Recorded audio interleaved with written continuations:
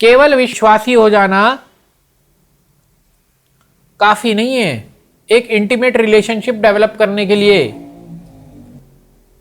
इसलिए हमें चाहिए कि हम पवित्र आत्मा में चलना सीखें। 6 पॉइंट लाया हूं मैं लिख के। पहला पॉइंट, पवित्र आत्मा जो मदद करेगा हमको एक इंटीमेट रिलेशनशिप डेवलप करने में। परमेश्वर ने अपने वचन में बताया कि मेरा आत्मा तुम्हारे अंदर है। परमेश्वर का आत्मा हर विश्वासी के अंदर है, ऑलरेडी है। परमेश्वर का आत्मा आपको बताएगा कि उसकी इच्छा क्या है, वो क्या कहना है, क्या कहना चाहते हैं। क्योंकि आत्मा की बात पहचानता है।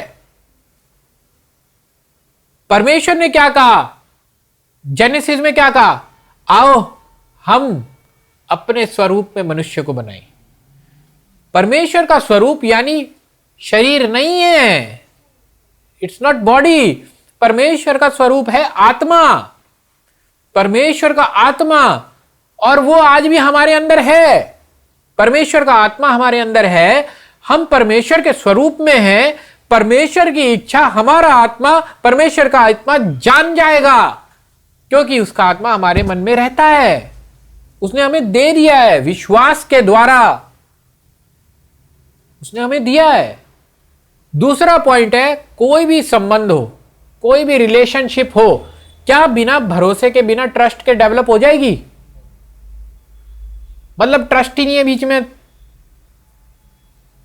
तो कोई गहरा संबंध हो जाएगा? कोई संबंध डेवलप हो पाएगा अगर भरोसा, ट्रस्ट ही नहीं रखोगे अपनी बीवी पे, अपने बच्चों पे या किसी पे? तो गहराई में तो नहीं जा पाओगे अगर ट्रस्ट नहीं होगा तो। यही है दूसरा पॉइंट। अगर हम परमेश्वर के साथ इंटीमेट रिलेशनशिप बनाना चाहते हैं तो भरोसा करना सीखो परमेश्वर के ऊपर। परमेश्वर पे भरोसा रखो। ट्रस्ट बिना इंटीमेसी नहीं ना। मैं तो किसी भी ऐसे व्यक्ति के साथ संबंध नहीं बना सकता गहरा जिस पर मैं भरोसा ही ना रख सकूं।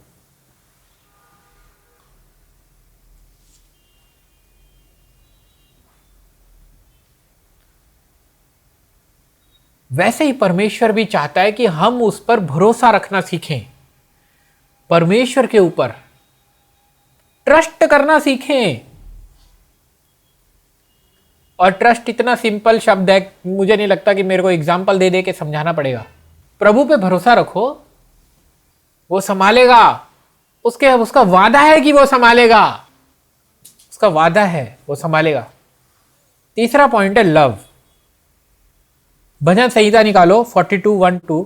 जैसे हिरनी नदी के जल के लिए हाँफती है, वैसे ही हे परमेश्वर मैं तेरे लिए हाँफता हूँ। हाँ, बिना प्रेम संबंध तो हो ही नहीं सकता, बहुत जरूरी है। जैसे दाऊद भरा पड़ा है, motivated by his love. Motivation होना चाहिए, उसके प्रेम का मोटिवेशन होना चाहिए। कोई एक्टिविटी में हमारी अगर हो रही है तो उसके पीछे मोटिवेशन होना चाहिए, लव फॉर क्राइस्ट। यह मकसद होना चाहिए कि मैं परमेश्वर के प्रेम से भरा हूं, इसलिए आज मैं यहां कुर्सी पे बैठकर उसके लिए प्रचार करूंगा। क्योंकि मैं यीशु मसीह के प्रेम से भरा हूं, इसलिए मैं वहां पे भी आराधना करूंगा, यहां पे भी आराधना करूंगा और अपने आप को तैयार करूंगा आराधना के लिए। नए नए गाने, नए नए सॉन्ग सीखूंगा, अपने परिवार को भी सिखाऊंगा, ये खरीदूंगा वो खरीदूंगा, प्रभु के लिए, उसकी आराधना के लिए करूंगा। Motivated by his love. जैसे हिरनी पानी के लिए तरसती है, वैसे ही मेरा दिल भी तेरे लिए तरसता है। यह है एक दाऊद की जीवन से एक एग्जाम्पल है बाइबल में। लव, प्रेम परमेश्वर के प्रति। हमारे अंदर होना चाहिए और हम ऐसा कह पाए प्रभु को। चौथा पॉइंट, एक संबंध में ट्रांसपेरेंसी होनी चाहिए कि नहीं होनी चाहिए? सब खुल के बातचीत होनी चाहिए। एक संबंध ट्रांसपेरेंट होना चाहिए। बात परमेश्वर की कर रहा हूं, मैं फिर से बोलूंगा, परमेश्वर के प्रति हमारा जीवन ट्रांसपेरेंट होना चाहिए। जब हम प्रार्थना करते हैं तो क्या बोलते हो आप लोग? क्या कुछ छुपाते हो? कोई ऐसी बातचीत जो तुम नहीं बोलना चाहते हो?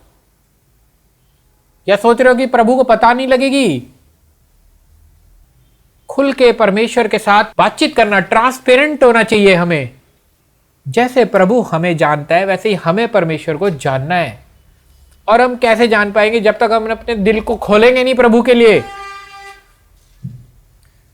तो सीख गए होंगे आप लोग प्रार्थना कैसे करनी चाहिए। बहुत लोग ये भी आते हैं मेरे से पूछते हैं कि मुझे प्रार्थना करनी सिखा दो। मुझे नए होते हैं तो उन्हें पता भी नहीं होता मुझे प्रार्थना क्या करनी है, कैसे करनी है। लो, सीख लो। ट्रांसपेरेंट, परमेश्वर के साथ ट्रांसपेरेंसी रखो, बातचीत करो। अब बढ़िया शब्द इस्तेमाल करते हैं ना जो लोग प्रार्थना में, उनसे भी अच्छा आपका प्रार्थना होगा। Because you are open, you are transparent, you have completely open your heart for him. पांचवा पॉइंट, आदान प्रदान।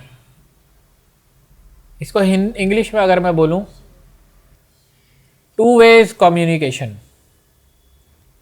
तो टू वेज कम्युनिकेशन होना बहुत जरूरी है। ऐसा नहीं है कि हम ही बोले जा रहे हैं उसके बाद बोल के चलो जी छुट्टी, चले गए, खत्म प्रार्थना, ओके डन।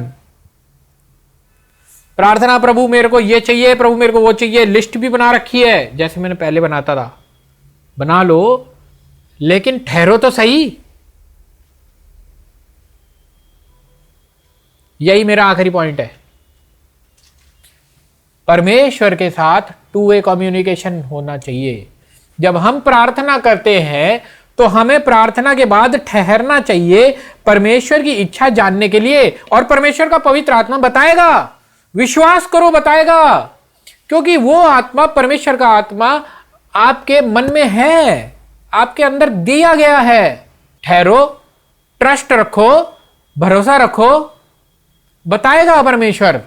लेकिन हम हर बार ड्यूटी से एक बार ही आते हैं, बोल के प्रार्थना करके चले जाते, छुट्टी बाद में भूल गए, और फिर अगली बार कंप्लेन भी लाते हैं, अरे 10 दिन हो गए प्रार्थना कर रहा हूं प्रभु, आपने अभी तक नहीं किया कुछ। मेरी भेड़े मेरी आवाज सुनती है। छठा, टाइम, समय देना है। एक इंटीमेट रिलेशनशिप परमेश्वर के साथ बनाने के लिए समय देना है, टाइम देना पड़ेगा। चर्च में आके बैप्टिज्म लेके काफी नहीं है, ड्यूटीज निभाना काफी नहीं है। वो तो ड्यूटी है ना, ड्यूटी तो ड्यूटी है, चाहे वो खाना बनाने की ड्यूटी हो चर्च में, चाहे वो गद्दे लगाने की ड्यूटी हो, चाहे वो सेटिंग करने की ड्यूटी हो, चाहे वो प्रचार करने की ड्यूटी हो। ड्यूटी तो ड्यूटी है। परमेश्वर के साथ संबंध बनाना अलग बात है। उसके लिए प्रभु के साथ बैठना पड़ेगा, टाइम देना पड़ेगा। Bible reading plus time, prayer plus time, अब कंप्लीट हुआ ये। खाली बाइबल पढ़ना काफी नहीं है, बाइबल प्लस टाइम यानी मेडिटेशन। बाइबल पढ़ लिया, फिर उसको चबाओ, टाइम दो उस वचन को, बातचीत करो, प्रभु क्या कहना चाहते हो आप, ठहरो। वचन पढ़ने के बाद या सुनने के बाद ठहरो, परमेश्वर तू मुझे क्या कहना चाहता है। समय दो परमेश्वर को।